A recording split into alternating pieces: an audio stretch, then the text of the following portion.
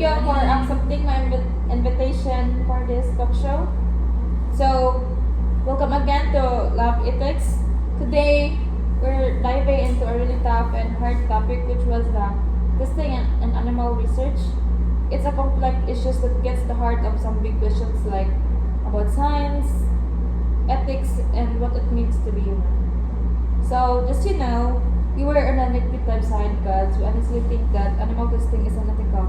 But let me introduce my name first. I am Heart Marie Colextro. I am your host. Together with our guests, I'm Joyelda Cayana. Eman Diada, Mark Negrido. and now let's get into it.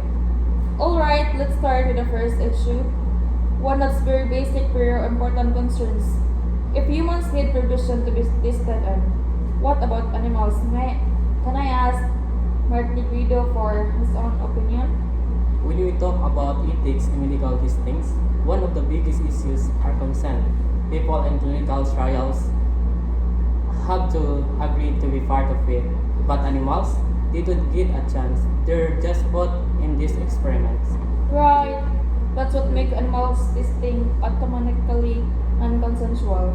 Imagine if baliho na to, kita ang being tested on without understanding or wala tayo kasulti. That would be a serious violation of human rights, di ba? Kaya nasa tayo own na nabubuton kung unsa to buhaton. Whereas sa animals, nasa sila own nga panghunahuna. So why we treat animals differently? Like that's where we cross the line from ethical to unethical. Oo, kahit kung sa humans, consent is really needed. Okay, kita biya, before being part of the research, pangayuan tawag info, and then we get to say yes or no, and maka-back out sa ta anytime, unlike sa mga animals na wala info. But sa animals, dili kay i-control naman sila sa mga tao. Saan pag na sila ikagalingon nga pagbuot, dili ka kung sila makabuot silang magalingon. Oh. Okay, kuan ba dili sali kay animal sila kay wala na gyud na to ba ang mga tao, mga scientists nga they are just animal bitaw. Pero ang nalimot na to kay kaning sila kay mga sentient being gud ba ni sila. And let's say may mga uban maingon sila nga animal sa bitaw ni sila, lab rats ra bitaw ni sila. Mga bitaw na purpose nila animals kay for medical testing before suwayan sa mga tao. And diya ta na sayo as humans ngano na to sila gi-treat as in anak. Which is not right, no? Oh, sakto. Very unethical. Oh, sakto juga. Dapat unta ba kita as humans consistent as ato mga values. Kung kita gana ta respetoon, mo respeto ta, respetoon ta, respeto na tong tao, pero unta ba ang atong buhatan respetoon pud unta nato ang mga animals just like how we respect ourselves and others. Ang mga tao ng good kasagaran, lahi ang ilahang standard nila sa mga animals. Kay just because animals can say no doesn't mean nga dili sila maka-feel of pain. Like daghang mga animals ang nagsuffer tungod ana. No, and then they feel pain, stress, ganyan. Yeah, I get sad every time makapati ko kinana. Like these animals didn't ask to be born just to be used in experiments. Okay, Unfair kayo. you go. And mao din ang unfairness side for animals. Just because dili sila makasturya, dili sila makasign of paper just like us to ask for consent. Kay ato na sila underestimate or dili na nato sila tagan og value sa ilang pagalingon. Dili na to maas og consent pa. So nalimot nga kini sila. We should also treat them with respect. And we are now in modern world naman. Ang technology ba nato karon kay advance na kayo. And then naano tayo other ways ba nga sa na to pag-test sa mga medicines nga dili na gani mag-involve na kita as humans or sa mga scientists kay mo hurt pa og animals just to kuan nga this is very effective. Yes, noted na. In my opinion is very true and accurate you guys siya para nako.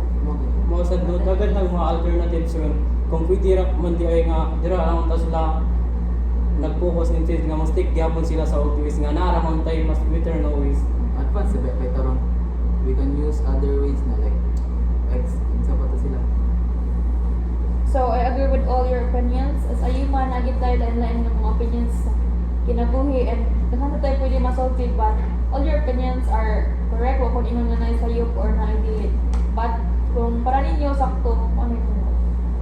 So now, we will jump into the other topic which was the animals and love suffer from confinement, pain, isolation and fear. So may I ask Riel? when we talk about ethics, dili siya nato ma-deny no nga sa medical testing daghang mga animals nga mag-suffer o lain-lain na mga pain, emotional, physical, may ana. These animals, Psychological.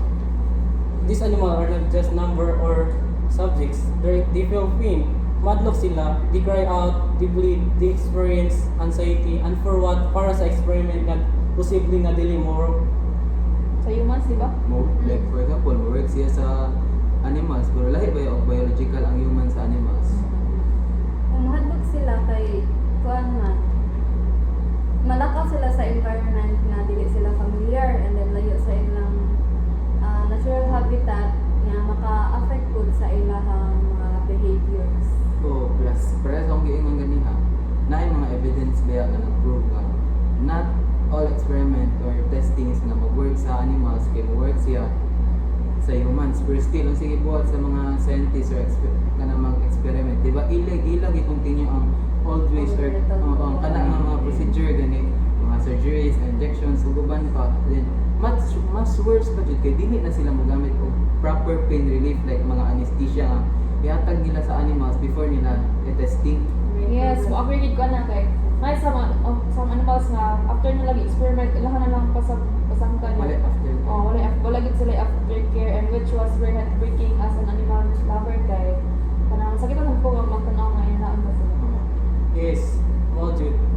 Na nasa one side na kuan sila ano, matay if di sila makuan sa aftercare. As an siyempre animal lovers sakit sa feeling makita na yan. And kuan gani if ever kana sila nga animals nga gigamit for animal testing, if ever gani makasurvive sila sa experiment, mabuhi sila kay mura ra gyud sila patay. Kay imagine matrauma ba na sila mahadlok na sila maka-interact sa mga tao tungod sa ilang makuan ba ilang psychological. No gani sometimes may mga animals ba nga palantan mo na lang sila sa lagan sa iro. Oh. Mo na lang sila amo kay kanang dili malok na sila magawas nya. Or sometimes di ba nangay sa mga kabotor, mga fireworks kay di ba binhatan na sa humans. Kinabi ibang animals malok na makikita sa tao na nakapasok sa Murag mas stuck up gani sa ilang mind ka. Tanan tao mga ani kay dapat na jud mahadlok ani. Ano na mga challenges no? Oo. Kaya lang mga kuan feel nila yung mga before and after sa experiment. Bisod na dyan na nila malimtan tungod ato yung hindi ma-mention ka ganiyan like traumas. So unta karon na naman jud ta sa modern world, modern era naman ta unta kani nga issue kasulbad ani. Ganang dili nga gani tanid or mga experiment hindi na to mapasakit og animals para lang makuha kana nga medicine ka effective na. Yes, true. Mao jud. So we've talked about the pain and the trauma nga ilang experience, but here's what makes it more heartbreaking. Kasagaran sa lang mga experiment kuhan kay dili gyud mo work. Maong kasagaran sa uban kay maka-cause og lain-lain na mga sakit. Di ba? Kabantay mo sa una like pandemics. COVID ka to. Mao jud the most frustrating things about animal testing is how often it fails. And much worse, what's make it more worse kay ang failure gani. The failure na nahitabo kay dili na siya mo stop sa cycle. Instead, ang buhaton noon sa mga mga ila ibalik-balik ang kuan ang experiment. So dili sila maka-progress no? Kana galing bisag way assurance nga kining experiment kay mo succeed daw sa buhaton sa mga scientists diba ilang buhaton kay magbalik-balik noon sila and sa outcome failure. Failure gabo. Kana kay kung animals ang mga nawala. Ito yung tabo. Dagan na lang kay mga animals, mga matay, tungod raan ang kuan. Mo ginang para na ako mo ginang pinaka-sad or pinaka-goal nga part kay kanang di ba as what have you said kung mga animals ang dili ka ng work Oh. mga experiments pa nila so para na heartbreaking yun siya kaayo kay ang sayang na sila og pinabulgi sa usa ka animals more bisan sila ang tao na sila Matay ay sila sila. Mindset magod sa mga scientists mga experiment na failure ni next time mo succeed na ni ana mo nila manawanaan. Mo ganyo ko sila naabot sa transcendence nga masatisfy nila kung malingon ba nga sakto na gid nga abot na gid nila ila nakayanan most of the time kay kanang ganahan gid sila nga makakuha sila og accurate nga results. True isa mga scientists din. Pero ako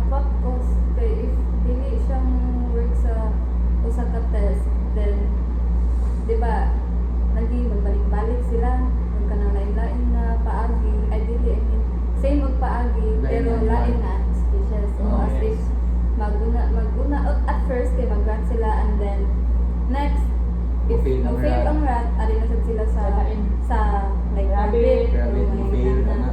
and then mas daghan og animals hinuon na mo go through sa mga experiments which is Ang nakakuha lang yun kay if failed naman lang it is baka ng pasabot na drug, a certain product is unsafe for humans which is wala ulit siya nire sa animals.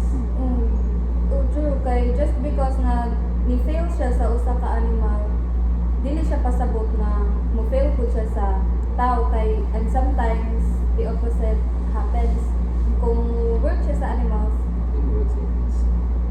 dili siya mo work sa humans. Yes, so unsa man jud ang point ana kung dili siya 100% reliable.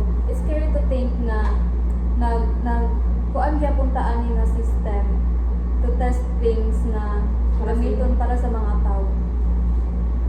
It's like a cycle of Yeah. failed test ba of What's sa all? mga suffering. Ang pinakasad po kay what if kanang experiment kanang mo effect siya sa animals. After sa animals, para nato naman na what if sa ilahan ng effect niya sa ato kalahi din sa effects. Diba? Mas worse on big kita magkasakit biya ta if kana nga medicine Maka-trigger kay o maka-trigger sa imong lawas.